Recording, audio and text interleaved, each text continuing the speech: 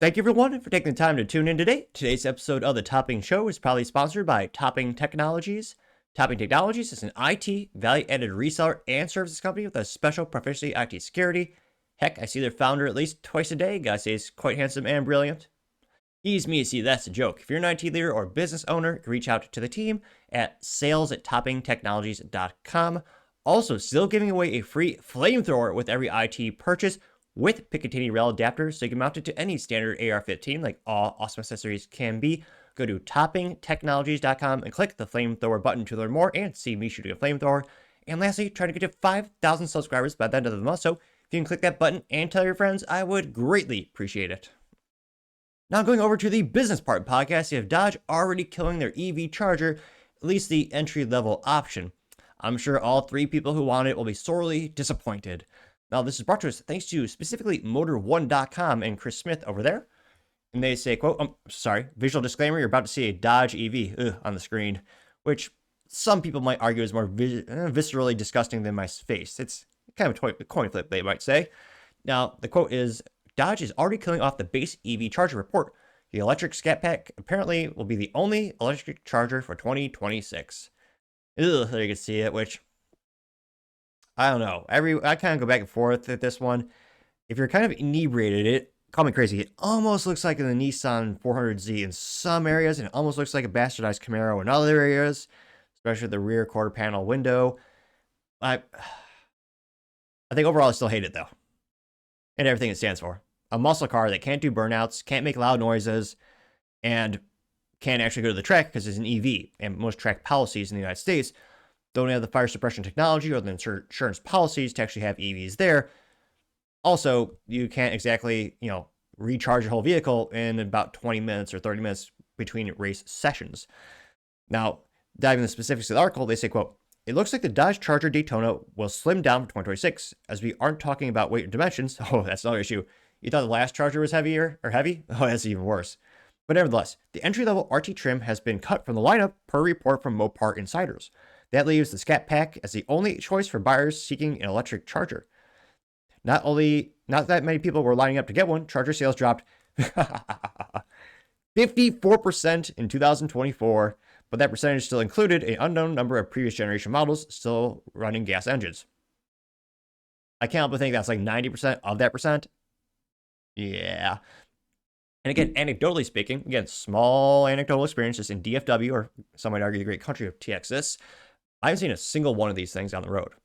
I've seen more Nissan Zs than this on the road. In fact, statistically speaking, infinitely more. It's also hilarious because, Nissan Zs are technically more common than the Supras, but you don't see them. But nevertheless, they note that Dodge broke out the BEV sales for first quarter 2025. According to the report, only 1,947 were sold, which that they also know includes RT and Scat Pack forms.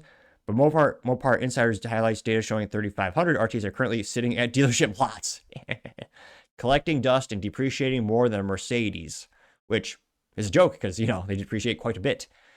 Wow. I'm actually surprised they actually sold nearly 2,000. I was going to say, there's other pictures of this car, but I don't know if you really want to see it. I mean, it might hurt your eyeballs even more. Ugh. Ironically, there's a picture of the Dodge Charger at a track, a drag strip specifically, which, again, most of them won't allow you to actually use the damn thing. And also, I know guys that go to the drag strips, half the fun is building the engine and making it more robust and, getting the nice increase. Not to go to the nuances or get too technical, but yeah, doing the engine mods are half the fun, they say. Now, going back into the article, they say Dodge did not immediately respond when it asked how much they actually sell by Mopar News. Now they say, quote, though technically entry level, the Charger Daytona RT still has 496 horsepower with a dual motor powertrain. That's not exactly a slow car, but it's still pretty large for a two-door coupe. Sprints to 60 mile per hour generally fall in the 4-second range, and it can go 308 miles on a fully charged battery per the EPA, which, again, this is supposed to be a sports car. A Tesla is faster than that. Again, I actually think this looks better than a Tesla. Granted, that bar is quite low, but it's not even faster than a Tesla. A family grocery getter is faster than this supposedly muscle car. Now, They say that the Scat Pack, meanwhile, has 670 horsepower and turns mid 11 quarter-second miles. Definitely not good enough for Vin Diesel or the Fast and Furious team. They say the range falls to 241 miles, however, and the price goes up to $60,000 after the $7,500 tax credit. The RT slips in under $50,000 with the credit included. And there's a lot of speculation will Trump get rid of that. We'll see about that. They say, but loyal Charger fans and Dodge fans in general haven't been particularly interested in going electric. No shit, Sherlock. Part of the friendship of all the companies where, I mean, I make fun of Dodge a lot throughout the years, but I do admire. I love the Viper, a V10 with stick shift only. That was their only option. I appreciate that kind of purist mentality to the platform and the vehicle. And again, they give the consumers what you want. You can get I think they even had the entry level was a V6. I thought they were working on a straight 4, which was a powertrain. Like the Challenger and Charger, they started at like 35 grand, I think, and we went up to like 130 grand with all the bells and all the bells, all the whistles, all the options, all the engines. It was one of the best varieties of vehicle on the planet. It gave the people exactly what they wanted. They loved it. And if you only had one pulse or 1 beat per minute heart, they'd give you credit for the car too. Now, they note that with a 4-door Charger 6-pack coming soon, the internal combustion engine, well, yeah, it's going to be a straight 6 twin turbo from Stellantis, as unreliable as a Ford.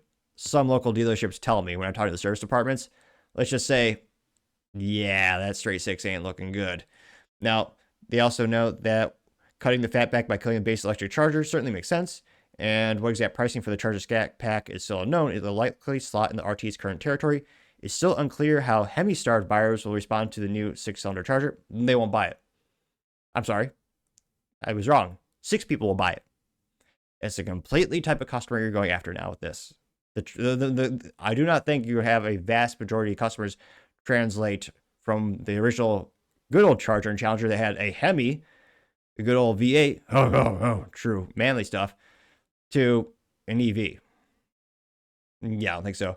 Now, they say that the only engine options with the gas will be the turbocharged inline 6 from Stellantis. That'll be 420 to 550 horsepower, depending on trim level.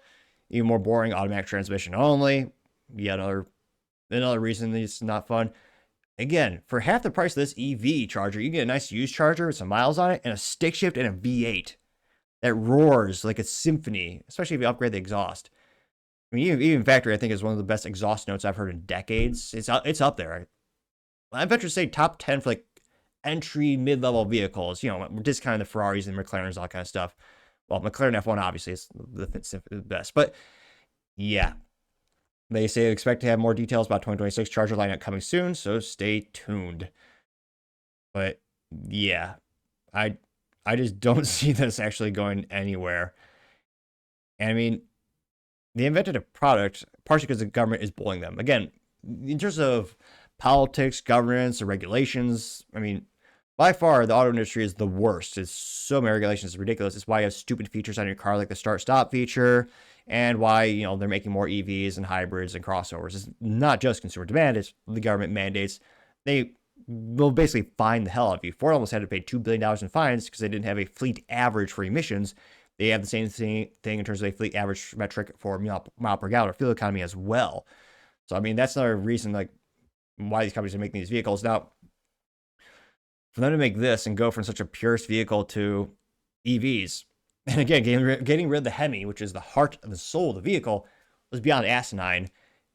And, I mean, I can't help but think this is just going to be doomed. I mean, it's already starting pretty damn slow. Now, granted, sports cars in general are decreasing in popularity right now, I suspect because of the economy, high interest rates, and for a lot of people, a sports car is more of a second car. It's not a primary vehicle. Though, again, a purist would argue you can daily drive any vehicle, but another topic for another time, perhaps. So we'll see. I'm just so skeptical. I don't think this will go anywhere. The purists are just going to buy used ones for a fraction of the price, and I would argue a great bang for your buck. Literally a bang for your buck, because those will actually go bang and, have a grass engine. But let me know, if you had a budget of, what was this, like $75,000? If you had that budget, would you rather get a new one? Or would you rather get one with a V8 and even a stick shift option that'll last quite a long time because you're not locked in like a smartphone like an EV, where again, you have one person that can fix it, one person that can give you replacement parts.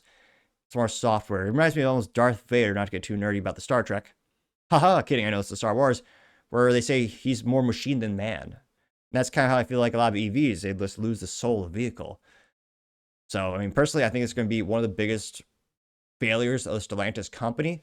But let me know your thoughts in the comments, because as always, be fascinated to hear what you have to say. Thank you, everyone, for taking the time to tune in today. Again, try to get to 5,000 subscribers by the end of the month. So if you can click that button, I greatly appreciate it. Also, give me a thumbs up, thumbs down, or a comment. It's a great way to give me some additional feedback, letting me know how I can make the show better and better. Lastly, don't forget to take time to tell your family, tell your friends, tell your coworkers, heck, tell your enemies, anyone, everyone. Just stay safe and fight the good fight.